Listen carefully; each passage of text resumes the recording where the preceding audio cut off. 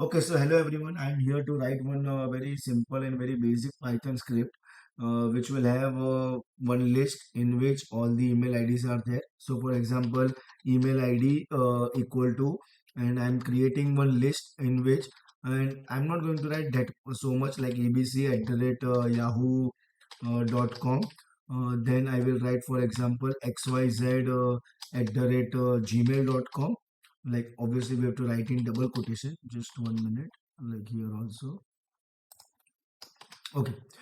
Then again comma and for example now I will write in short actually, like c at the rate rediffmail dot com.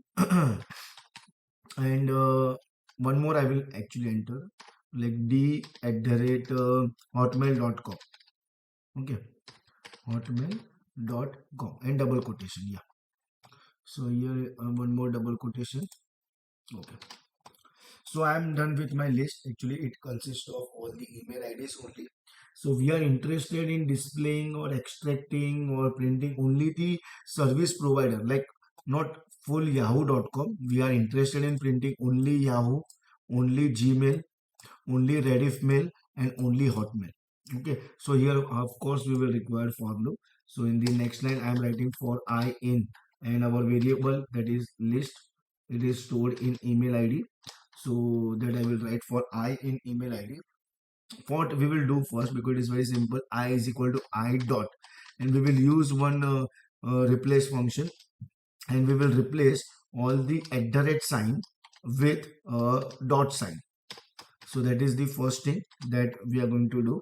And in the same line we also want to split based on dot. So based on that it will split also.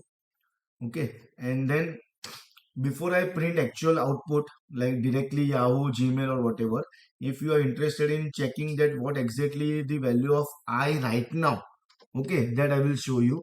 It is print and only I, but this is not the actual output. Okay, so I will just save this program and F5.